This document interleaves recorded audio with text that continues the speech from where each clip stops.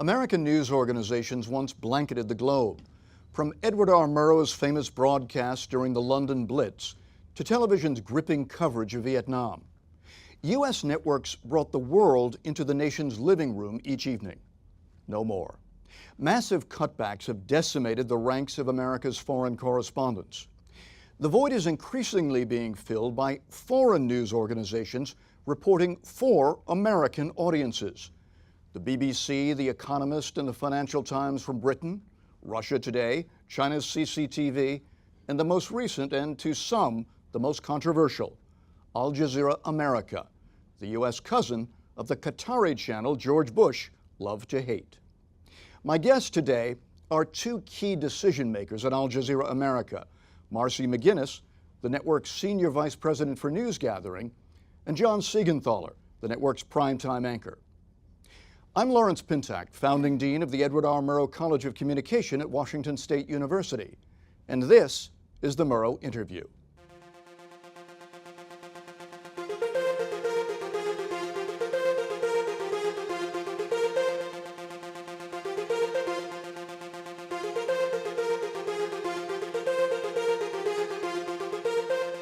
Welcome to the Murrow Interview. We're taping today in front of a live audience at Seattle's Rainier Club. Marcy, John, thanks for joining us. Thank you for having us. It's great to be here. I'm confused. Neither one of you looks Arab. Marcy, you have well, blonde I can put hair. this on my... Explain, is this an Arab channel? This is a channel that's owned by an Arab company, but it is produced by Americans for an American audience. Why did Al Jazeera come to the U.S., John? To create a news channel and essentially allow people like us to deliver the news in an in-depth, unbiased way.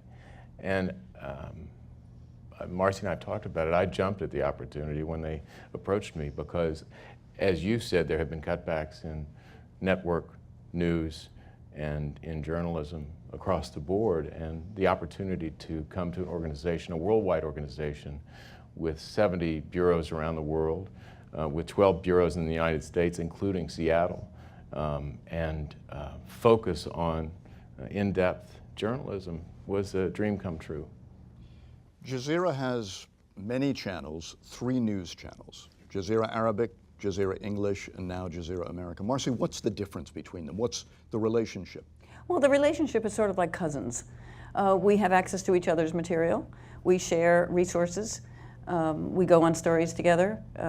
In Ukraine, for example, Al Jazeera English had about 3 or 4 crews, 3 or 4 teams. We had 3 teams. We shared each other's reporters. We shared each other's, video. And so, in a sense, we are of the same family, but we have our own independent broadcasts. We know our different audiences.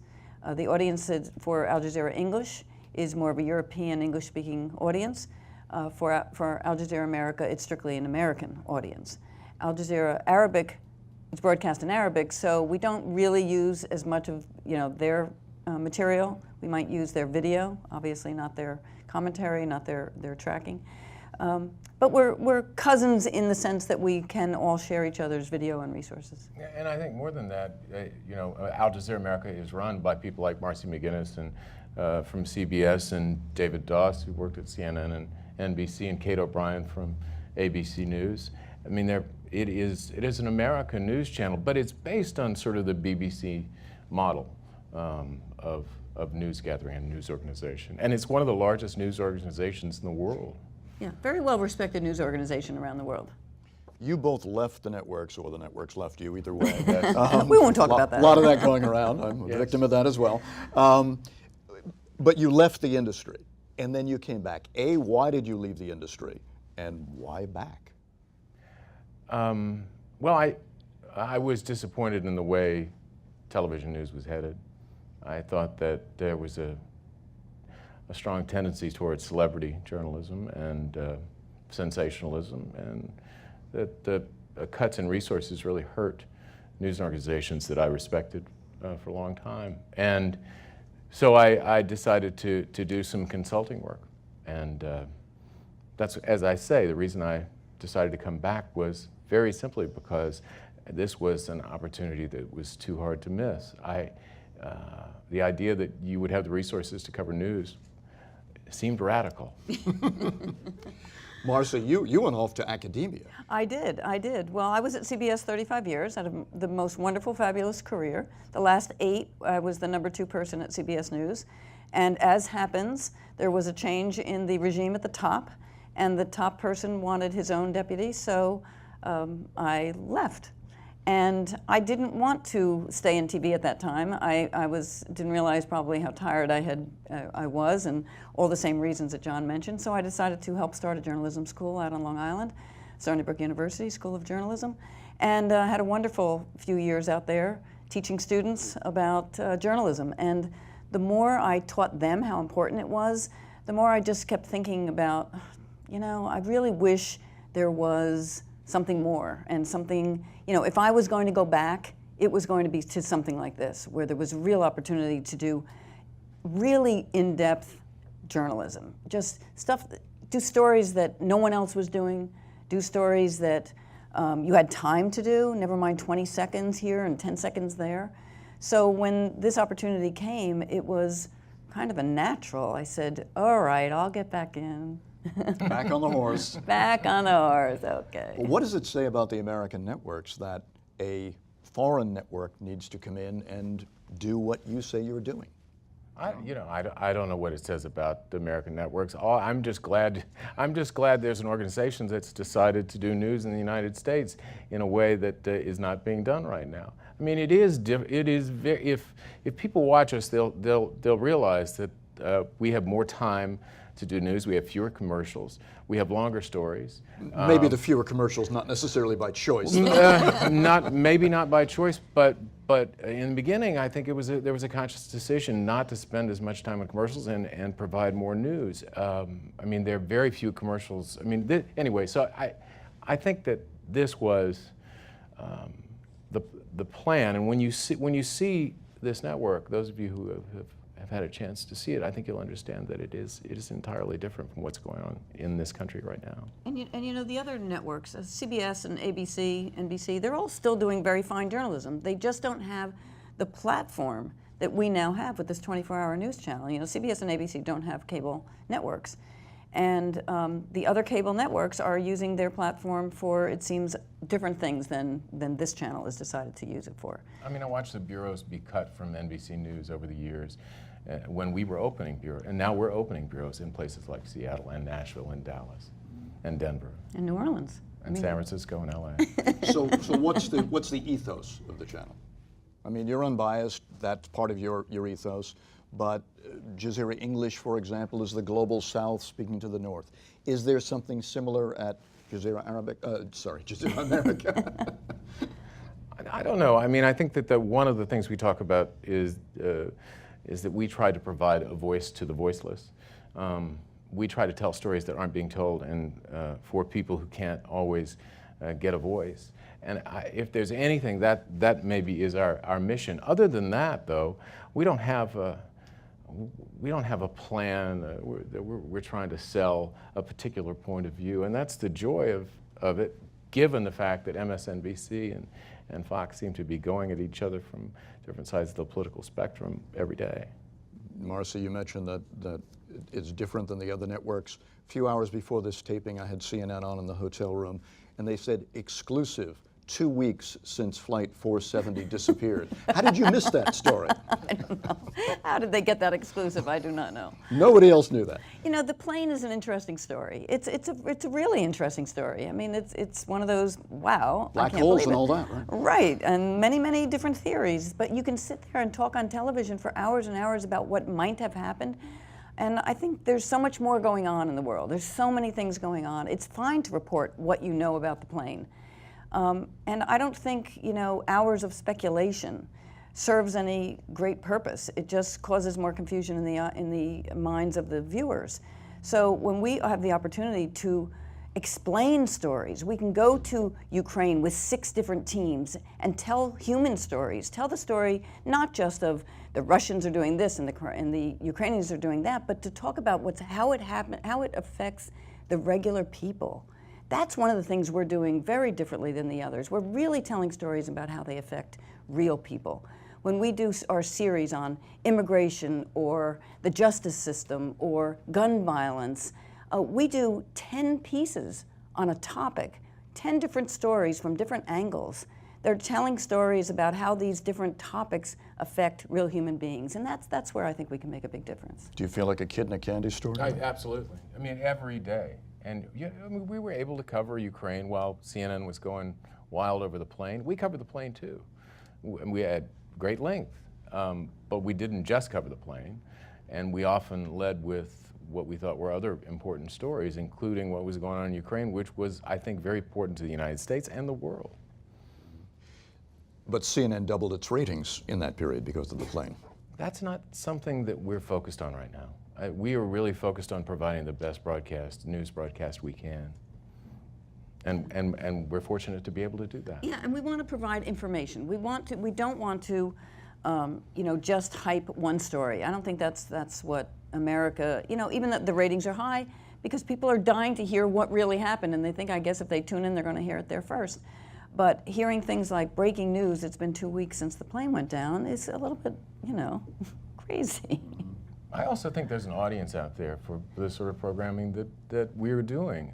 I think there's a smart, sophisticated news audience that wants to understand what's going on in the world today, and I think that's what we provide that the others sometimes aren't. Yeah, we have the time to provide the context. We have the time to build out a segment on Venezuela or Ukraine or whatever the story happens to be. We have the time, so we can do a 3-minute story and put guests around it and put graphics around it and have a conversation about it and differing views about it. So it's just one of those things where a viewer could come away and say, wow, I didn't know that. That's our main thing is we want people to be able to watch our channel and say, wow, I didn't know that. I learned that on Jazeera America. What's the relationship? You're all largely Americans who are running this network, but ultimately you answer to Qatar. What's the relationship with the masters, with the folks down in Qatar? And by the way, I'm, in your honor, wearing a tie from the Islamic Museum in Doha. Yes. Excellent, excellent. By the way, I don't answer to Qatar, and so I don't think we answer to Qatar. We well, they provide the money.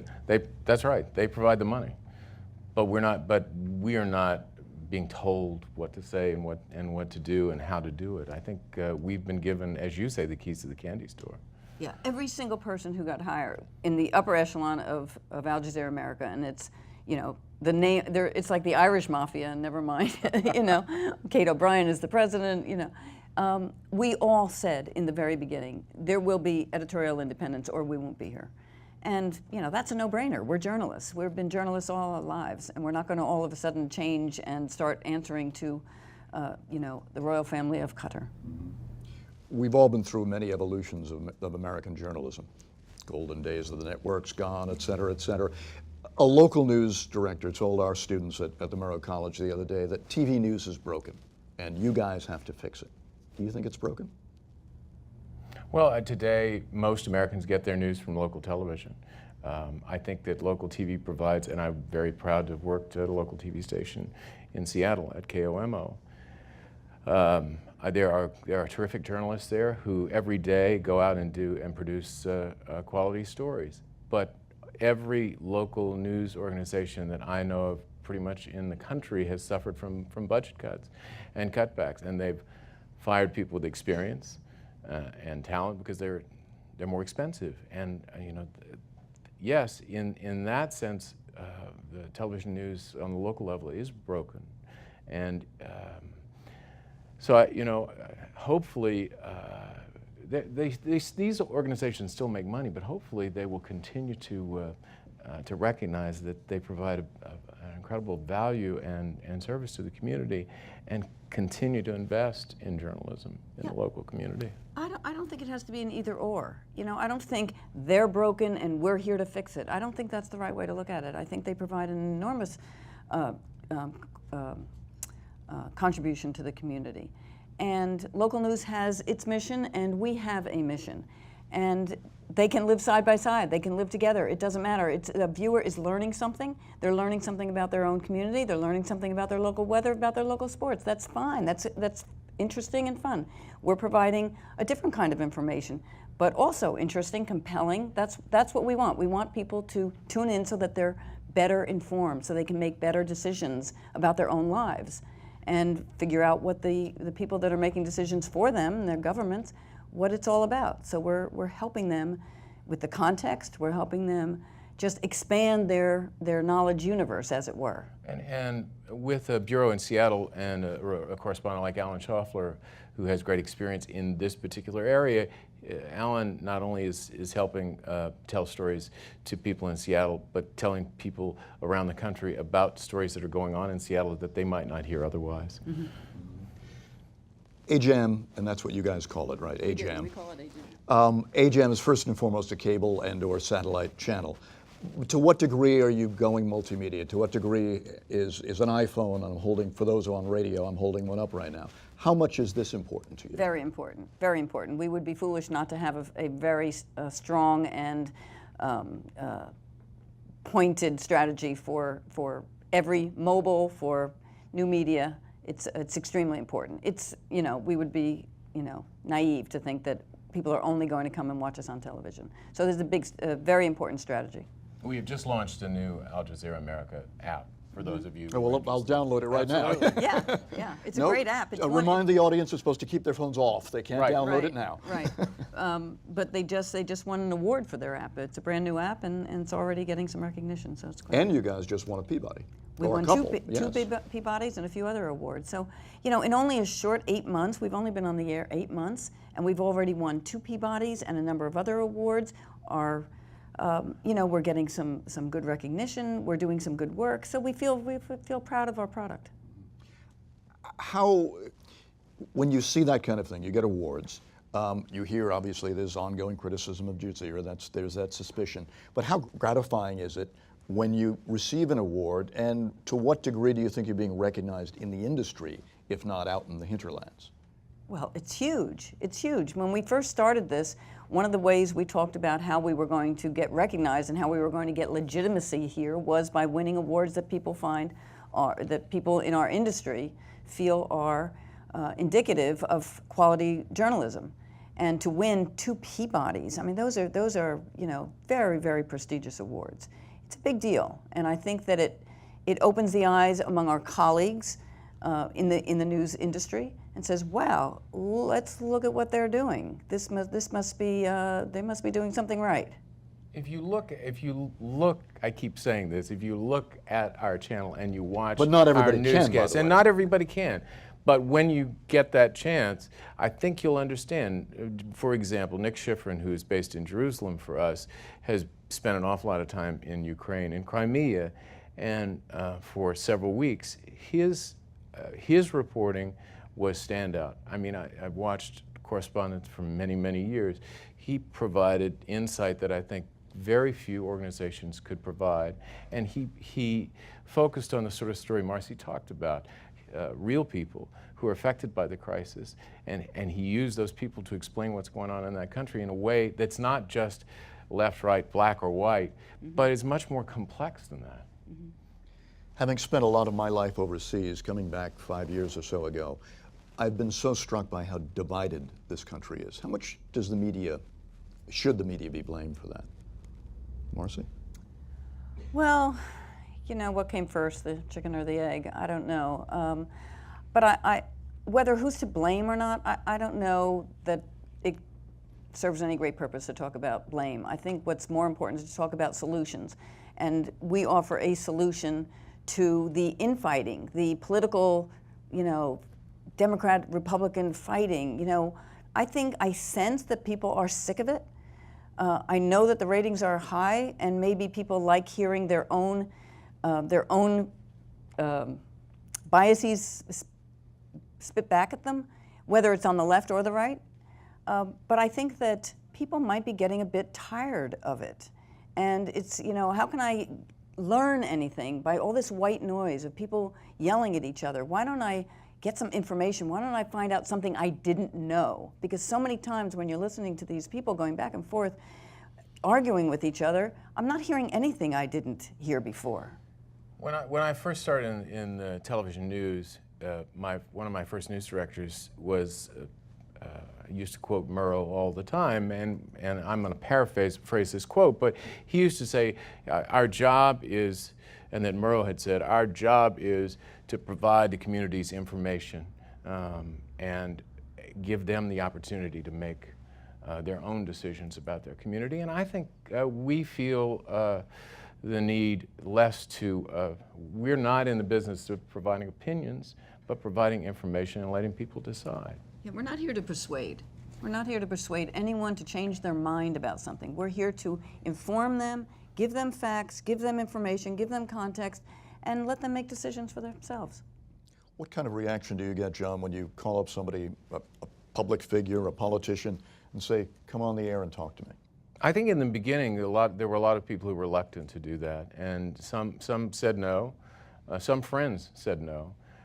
As we have gone on and over the last several months, many others have said yes, from John McCain to General Wesley Clark. There are people who have said, who are not afraid of us, who recognize that we're doing serious news and providing a service and want to participate in that. And I think as we go along and people understand us, there'll be more who do that. He's not so scary on TV. Yeah. Or in person. Well, Or in person. I hope not. Give me an example of a story, a major story, that you guys feel that you covered very different, aside from the Malaysian flight, that you feel that you covered very differently than the other networks. Maybe State of the Union? Venezuela. The anniversary of the... Oh, sorry, I asked for one. We can go on and on. There's We a could long go on list. and on. Yep. I mean, given the time that the networks spend on news, we've got so much more time to tell these stories. And given that there are a lot of stories out there that aren't being told, we can go and pick and choose and say, we want to spend 10 minutes on what's going on in South Korea today, or in Japan, or in China, or in Ukraine, or Venezuela, or the Middle East. We have that opportunity that others clearly either have chosen not to do that, or they don't have that opportunity. When the 2013 election came along, we didn't have fancy graphics. We don't have it yet, right? So we're a startup. So we decided, well, how are we going to just cover what's going on here with all these elections throughout the United States? We sent our teams, our 12 bureau teams out, and each one of them found races in their area. They reported on the races, but they reported on the effect that those races, the people who were going to win or lose, the policy issues that were being voted on, how that was going to affect the people in that area. And we actually got written up saying, with a really good review, saying how differently we covered those races. Instead of just saying it was a horse race and this Republican won and that Democrat won, we actually looked at very interesting races where there were issues at stake that affected real people. And we reported them, and it was fun, and it was interesting. Yeah, during State of the Union, we tried to take it outside Washington to the impact on those communities that had issues that were important that the president was talking about, and also get reaction from around the world, which it's rare to hear that sort of reaction on American networks. Do you think Americans care about the world? Oh, absolutely.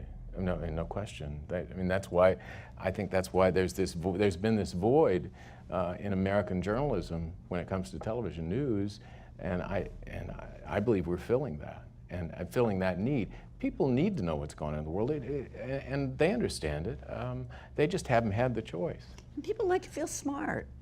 They do. They like to be smart. They like to, be with their friends and know something that somebody else doesn't know. And if we can, tell them things that they didn't know, and then they can tell their friends and sound smart and be smart and feel that they've learned something, that's a great service that we Who can is your provide. audience? The research shows, right, that our audience are Younger, a bit younger, as opposed to 60s and the 50s. Right. Well-educated, upscale, primarily male. Primarily male. Sort of a NPR type audience. As John said, younger, a bit younger. You know, they're not 30. Although we got some ratings the other night where there were 30-year-olds watching, so we were like, whoa, that's good. That was right after you spoke at the college. Well, perhaps. There is a lot of discussion on college campuses about Al Jazeera America, and I believe that some of the research that I've seen over time is that younger people are more open to what we're doing and maybe more interested in what we're doing, which is encouraging. Yeah. Egypt. You have a correspondent, well, your cousin, Al Jazeera English, has a correspondent in prison, a producer, a cameraman. What's going on there? Well, what's going on is, you know, journalism is getting mistaken for advocacy, and it's a shame. It's a terrible shame, because that's a place where we all watched with such anticipation and such hope for a country that was going to, you know, be democratic and have a free press, and it's falling apart right now. And unfortunately, journalism is being viewed as a crime rather than a service. And these three guys from Al Jazeera English are suffering the consequences, being in jail because they wanted to tell two sides of a story. You know, when you report on the Muslim Brotherhood, it doesn't mean you are in favor of them. It means you're getting their point of view. And the same thing for the other side. So it's a shame, and it's wrong. It's more than a shame. It's wrong, and it's outrageous. In the short time that we had started up Al Jazeera America, I got to, we used a number of pieces from Peter Gresta, who is an incredibly talented journalist with all the credentials that come along with his hard work around the world over the years, and it is an outrage that he and the others are being held in Egypt and accused of outright falsehoods and lies, and it is. And we hope they're home soon, and we hope that they're set free. And we think about them often and report on them as much as we can. Are they at some level victims of this blurring of lines between the various Jazeera channels? Because certainly in the Arab world, in Egypt, Jazeera Arabic is perceived as overtly having taken one side. And are they getting the fallout from that, do you think? And again, I'm not emphasizing that they are not part of that, but I think that they are. I think that this happens to journalists all around the world, and it has happened to journalists from many different organizations. It's not just Al Jazeera America. It's when journalists do stories that make governments uncomfortable, they are often put behind bars. They are often beaten. They are sometimes killed. And we had Bob Simon from 60 Minutes on to talk on the air recently about his experience when he was kidnapped, and his support of people like Peter Gresta and the others who are being held by Al Jazeera. This is not just an Al Jazeera problem. This is a problem for journalists around the world, and it is frightening and chilling. And fortunately, we've been part of an organization that stood up and said, this is wrong and it needs to stop. But we're not the only ones. There are plenty of others who've experienced it. I mean, certainly, Marcy, as head of news gathering at CBS, you saw the evolution of this shift from journalists in conflict zones being seen as independent and objective to being seen as forces of war on one side or the other. Yeah, there used to be, you wore that big press sign on your vest. It was a protection, and now it makes it a target. It's you know, governments do not like to be questioned. People with guns want to stop information from flowing.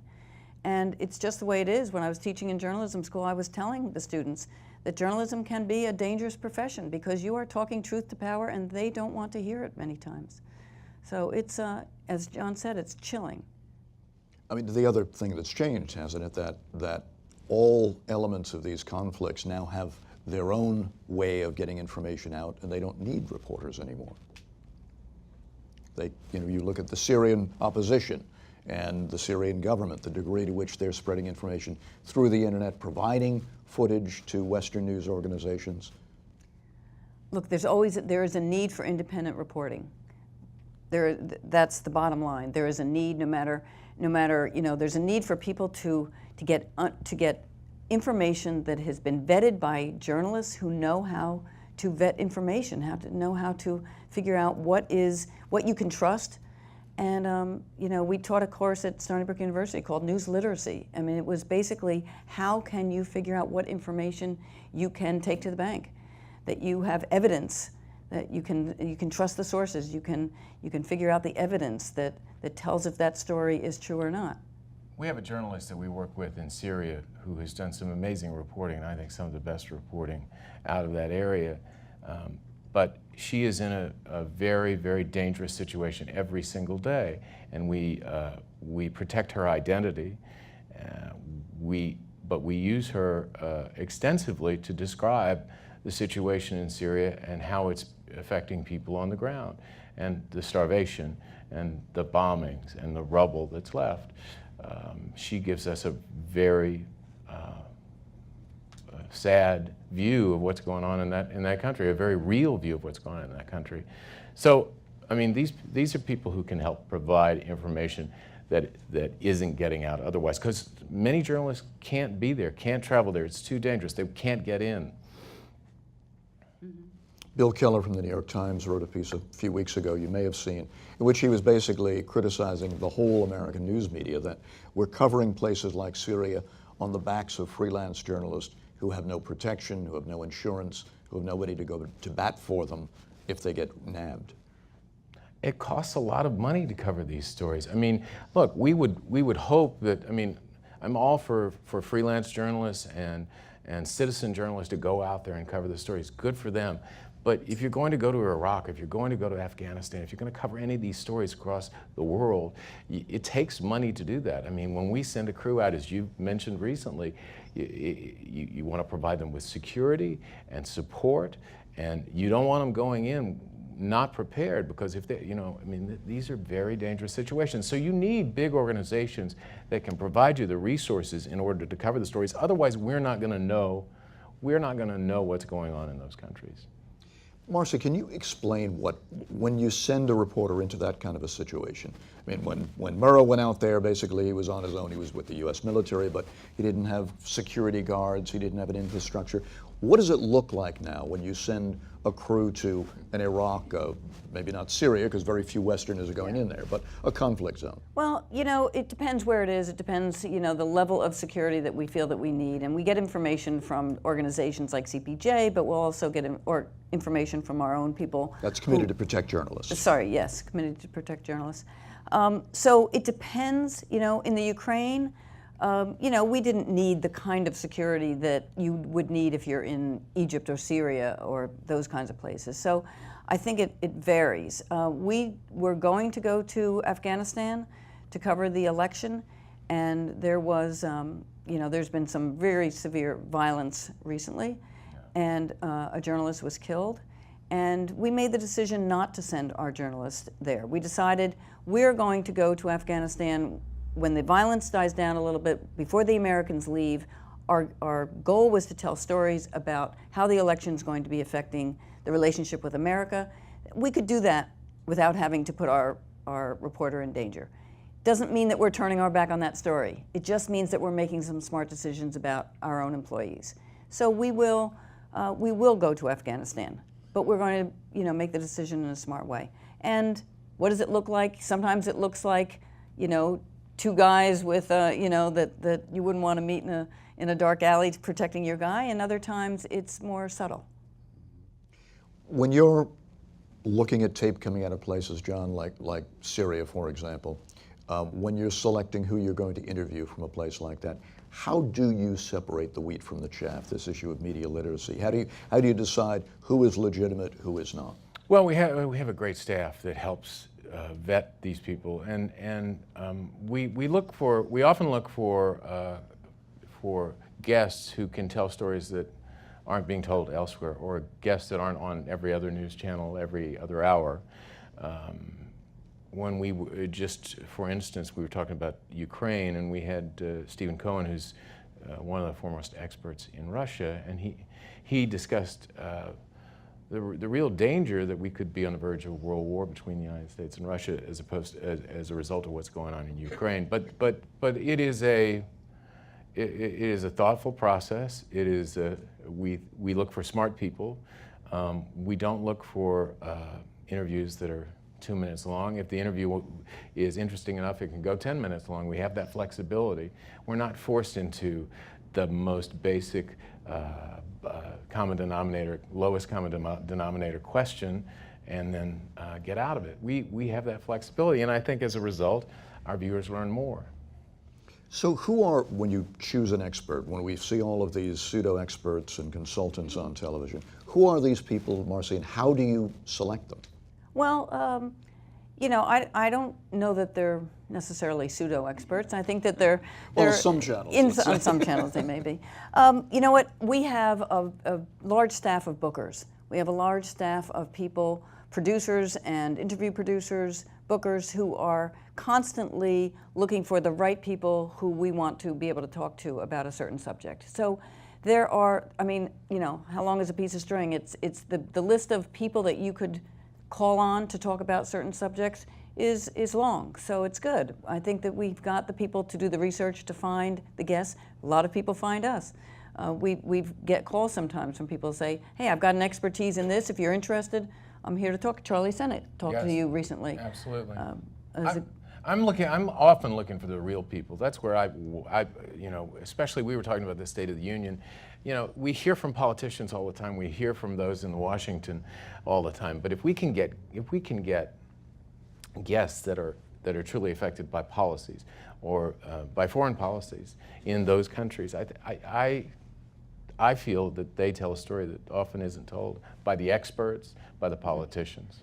It's one of the things Nick Schifrin did in Ukraine for us. When he interviewed regular people, it was mesmerizing, and the kinds of questions he was asking him, and just the perspective. You're so sick sometimes of hearing from the experts or from politicians, and to hear from the real people say, "Hey, listen to me. I'm living this thing." And those experts and consultants that we see on the air, are they paid? Sometimes they are and sometimes they aren't. Depends on who they are, but no. Yeah, well, the ones that you might have on a one-off where somebody's coming in to talk to you, no. But if you have an aviation expert, for example, that you would call on every time, you have somebody on your payroll who comes on whenever there's an aviation issue, then that would be something. CNN had a pack of them. Yeah, we have a pack. We have a few. Aviation experts. Yeah. I think they had a few. Yeah. More than a And do few. you compete for them? I mean, is this a bidding war? Sometimes it is. I remember when I was at CBS, it was quite competitive, and sometimes you'd lose a good expert that you wanted to get because you were outbid by another network. But you know, you can find really good people who understand certain subjects, like aviation or you know, something. What else do we have? Medical. We have military, foreign policy, I mean, depending on the country. We don't do as much of it as the other networks do. We don't have as many paid contributors, but it is part of what goes on in the world of journalism nowadays. But I would say we would have fewer of them. And there's nothing wrong with that. I mean, you're not paying for somebody to, you know, you're paying for their expertise, and so it's and not time too. and their time to come in and help you out. You mentioned before that the last election, you were pretty new, you didn't have the graphics yet, et cetera, et cetera. What's your coverage of the next election going to look like? Well, we don't know yet. We're working. we are It's working a work in progress. We are working. Only been on the air a few months. Yeah, we're working our plan. We hope that it will not. We know that it will not be just the horse race. It will. We have to provide, you know, the information on who won. You know, if the House changes hands, if the Senate changes hands, whatever. But we also want to concentrate on the issues. That's what we feel is our mission, to concentrate on the issues. If this person wins in this state, what will it mean for the country? What will it mean for the state? What will it mean for, you know, going forward in terms of bills and laws that might be passed? So how will that affect the people who don't necessarily have a voice of their own to say, hey, tell me how this is going to affect me? So hopefully issue-oriented. You mentioned before, John, getting people like John McCain on the air. Are you trying to get those who will be the candidates now, and what kind of reaction are you getting from the Hillary Clintons and folks like that? Well, we have focused much less on Washington than the other channels. I mean, when we first were set up and started into this this journey, and it is a startup, the whole idea was to be different. And so I think that you're going to see plenty of the politicians out on the other cable channels. I think what we'll strive to do is what we try to do in the State of the Union more, which is talk to real people about the issues that affect them in their states, in their locations, than focus on the politicians. But yeah, we talk to politicians. We talk to politicians almost every day. I was just curious about the high-profile people, you know, Hillary Clinton who wants to be president. Are you finding any reticence among those sorts of folks to come on to Jazeera? I think there was reticence in the beginning. I think it is. I think there is a current thaw, and that's and I think it's a result of the quality of the work that we're doing, and they're getting a chance to see it. Yeah, the more people that can see it, the less the angst over it. I'm Lawrence Pintak. This is the Murrow Interview. My guests are Marcy McGinnis, Vice President of News Gathering at Al Jazeera America, or AJAM, and John Seigenthaler, the main anchor. We'll take a break and we'll be back. Welcome back to the Murrow Interview. I'm Lawrence Pintak, founding dean of the Edward R. Murrow College of Communication at Washington State University. My guests are Marcy McGinnis, the Vice President of News Gathering at Al Jazeera America, and John Seigenthaler, the main evening anchor. We are in the Rainier Club in Seattle, taping in front of a live audience, and we're now going to go to that audience and take a few questions. If you could identify yourself. My name is Kate Kruller. Thank you for being here tonight. First question is, you have a different kind of format and approach that we all fondly, I think, embrace, going back to some journalism and styles and authenticity that we haven't had in a long time. What is your guarantee or insurance against falling into the same pratfalls or pitfalls that the networks of today that don't practice that did? Well, you know what? We have a mission, and we're determined to stick to that mission. And you know, we are not at this moment driven by ratings. You know, it will be a while before our ratings are of significance. But we're determined to stick to our mission. I don't know, you know, what more I can say other than that. We are determined to be the unbiased, deep dive storytellers and journalists that we started out being. I mean, we're just not going to, at this moment, we're not changing any of that. I mean, we don't look to turn into some kind of opinionated channel. So right now, our mission is to give the news and to give it in an unbiased and in-depth way. Marcy, you mentioned ratings. Put ratings in context. I mean, cable, what are cable news ratings like? They are much lower than most people think they are. Because there is so much publicity about CNN, MSNBC, and Fox, people are under the impression that many, many more people are watching those news channels than are watching the network news, for example. Network news programs, the 6:30 network news programs, are still getting a combination, altogether probably 25 million people in a half an hour. But that's contrasted to maybe 75 million a couple of decades ago. True, but it was, you know, when you have 3 channels to look at and now you have 3,000 to look at, you know, it's going to make the audience, you know, the audience is going to be more dispersed, obviously.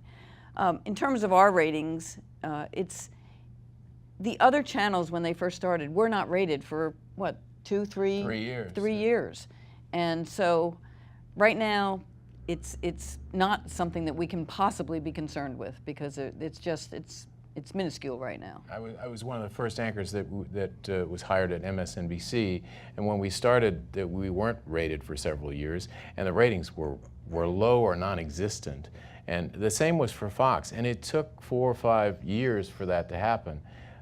I'd just like to go back to that question that you asked earlier about whether or not we might turn into those channels. And what I can tell you is that the group of people that's leading Al Jazeera America, people like Marcy and people like myself that they've asked to deliver the news, believe so strongly in this project and believe so strongly that the country needs the kind of in-depth, serious news that we provide. If there's ever an attempt to get away from that, I'm not going to be around to continue.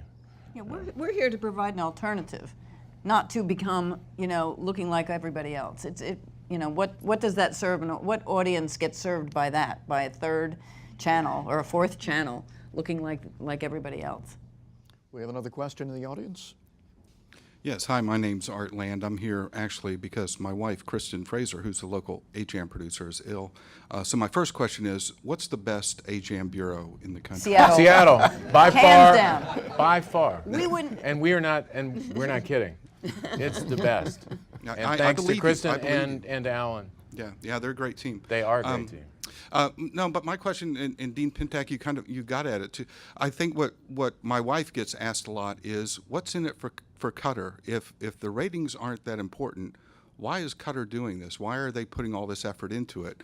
What's in it for them, in effect?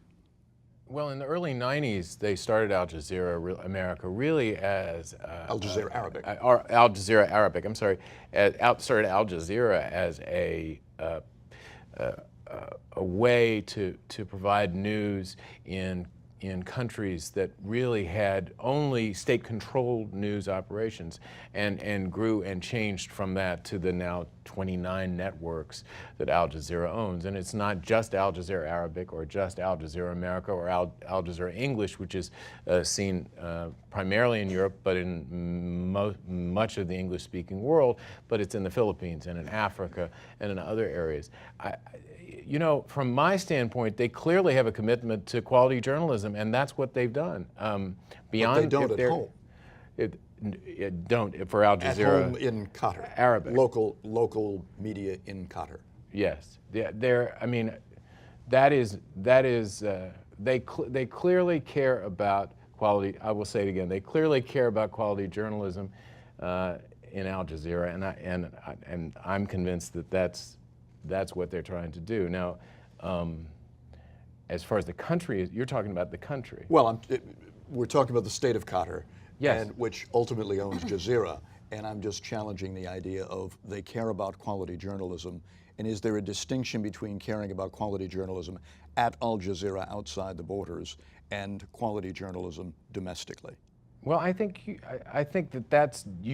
view that from an American perspective in a very open society. I mean, Qatar and other Arab countries are different than the United States, and I think we have to recognize that and view them in that way. But of course, it's a different place with different rules and different cultures. I mean, I put it in the context if I'm on the Freedom House panel that does the Freedom of the Press rankings, and they just got a really lousy number for this coming year. Yeah, no, absolutely. Follow-up? Yeah, I kind of had a follow-up to that too. I mean, many people probably don't realize that the Al Jazeera model doesn't depend on advertising that much. So actually, they're not running so many advertisements in America, puts it more in line with other Al Jazeera operations as well. But I did kind of have a follow-up question. There was a recent example on RT, which is Russian Today, Kremlin-backed news network in America, where Liz Don't you Wall, love that analogy? I know. well, where Liz Wall, one of their anchors, resigned on air. Do you ever foresee that being a possibility on AJAM, or do you think that you're insulated enough from meddling fingers in the stories and so forth that would never really be a real possibility? We can only tell you what we've been told and what we believe and what we would do if that changed. We have been told we have total editorial independence. We have been given no indication that that is ever going to change. It certainly has not, there has been no kind of effort to control the editorial line of our storytelling. And if it were to change, and if people were to begin to interfere with what we were trying to do editorially, we would be out of there. It's just that simple. I mean, we are, we're journalists through and through, and we're not here to tell an editorial line that isn't what we believe to be the absolute truth. All right, thank you. And I do think you have a great product, and And not let me just just from say, Seattle. we love the Seattle Bureau, but I'm the mommy of 12 bureaus, so I love all my children. I'll remember the first thing you said about this. It sounds like two separate tweets there. Reference to hiring young people around the country, et cetera. Who are your reporters? When you set out, when they, because you weren't initially involved, when they set out to build a network, which is pretty unheralded since Fox, what kind of people were they looking for? Who did they hire? Yeah, it's interesting because they hired the executives after they hired everybody else, so we didn't get a chance to hire our own reporters. But it was interesting because what they did, basically, they went around the country and hired people who were from the areas where they wanted to build the bureaus. And I believe that their thinking was, let's get people who are familiar with this region so that they can talk to the region. So people, Alan Schaffler, for example, from Seattle here, he's been in this market for more than 20 years. He knows the market. He knows the bigger, northwest part of the United States. So it makes sense to have that kind of reporter and producer in the areas where they can actually know the people, they know how they think. New Orleans is a very unique market. And it's not the kind of market where somebody gets thrown in from the outside and then can report on it. It's much better to have somebody who's from the area and they can give it a little bit more personal perspective. Next question. Yeah, Paul Casey from Seattle. I have actually a question for the audience and like to ask, how many people have watched Al Jazeera TV locally in Seattle so far? Hands. A handful of hands went up. Okay. And I wanted to ask, we're coming, I guess, to the close of this, how many will watch Al Jazeera TV after this? As you might expect, more hands went up. Okay. Well, I was asking that, and they've had the benefit here of having you be able to explain a lot. And it's a sort of thing, do you find having to get the word out again and continuing to do this, that once people are able to hear this, they get a lot more accepting? But your job is to rolling this out and trying to do the same, and how the strategy is to do that. Sure, we have a huge marketing, we have a big marketing department whose job is to get the word out. And there are people that don't know where it is. There's people who know that it's not on their cable network. We're on Time Warner now, Comcast, DirecTV, Verizon, but we're not everywhere. We're not on AT&T, we're not on Cablevision yet. There's other cable networks around the country, that there are other cable providers that we're not on yet. So our marketing people are getting the word out. Our salespeople are getting better advertisers.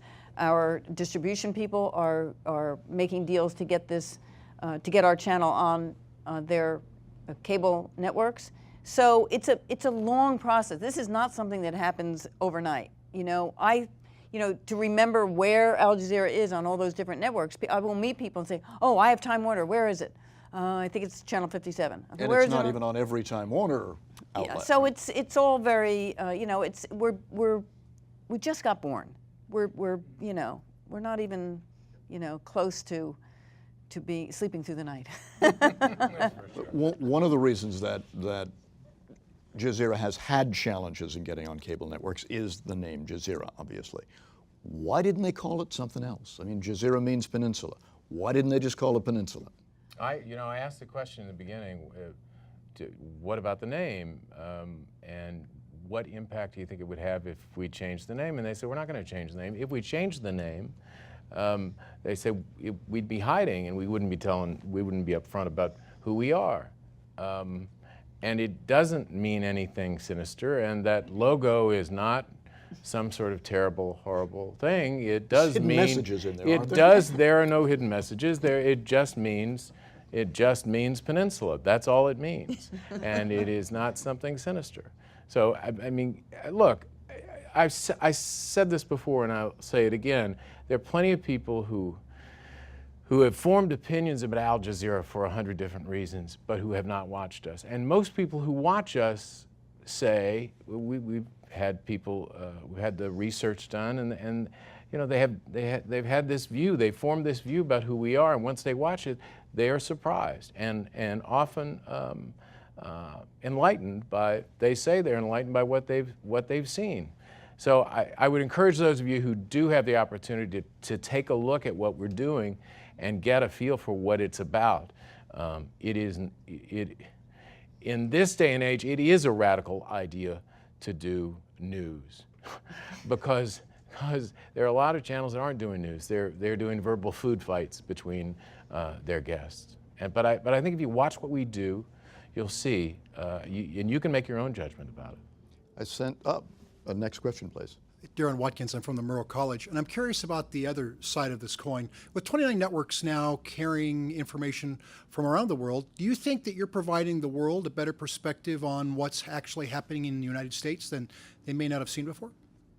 Well, I hope so. I mean, that's part of our mission. Part of our mission is, we are a global network. We're telling a lot of international news, but through the reporting that we have here in the United States, we are telling stories, again, that affect regular people. We're telling the immigration story. We're telling the healthcare story. We're telling all of these stories, not just from the political angles, but we're telling them from, how do these laws affect real people? And so I think that we are telling stories that other people aren't telling and giving perspective that maybe other networks don't have the time or perhaps the inclination to do. You get much of your international coverage from your sister cousin, Al Jazeera English. Is the reverse true? Are you providing a lot of content to them? Yes, we're providing an enormous amount of content to Al Jazeera English now and our other cousins because for the exact, it's arithmetic. We've got many more stories now to offer them, and they've got a lot of stories to offer us. Yeah, I mean, when Al Jazeera America started, we added these 12 bureaus. We suddenly had stories that Al Jazeera English was not telling. So they broadened their coverage of America as well. You have a follow-up, Darren? Yeah, just if there's what the content level has been. Have you seen a change? Was it slow to start? Was there eager appetite? I'm just trying to gauge what the interest is outside of our Content borders. level meaning? Like the number of stories you were provided that you've seen airing on foreign soils with the other networks. I don't know. I mean, all right, how many stories are they using a week? They're probably using, I honestly don't know. They're probably using something like maybe 4 or 5 a day. We produce about 10 stories a day, and they have access to all of them. So whatever interests them, they can use. The same with them. They produce an enormous amount of material every day, and we get their lists every single day, and we pick and choose what we think is important, what we think our audience would be interested in, and we air them. So I don't know exactly the numbers, but it's certainly, it's plentiful. It's a lot of stuff to pick from. Yeah, I mean, we've been focused for 8 or 9 months, as you might imagine, on trying to get this network up and running. And we do try to pick stories that we think the American audience will be interested in from Al Jazeera English.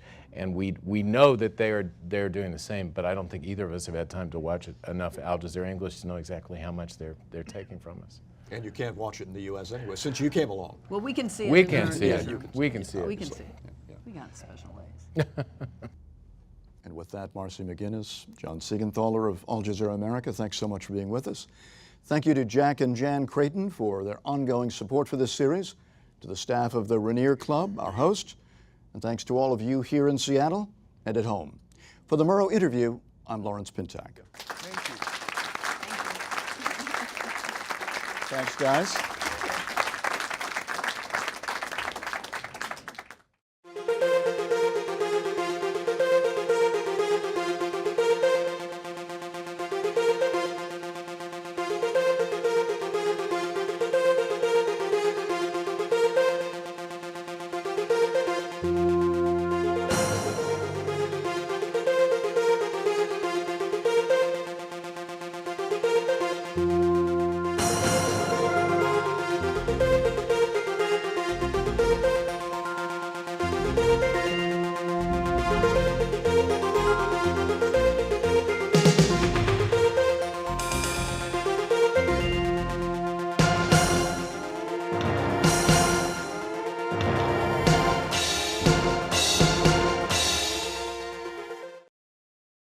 Good night, and good luck.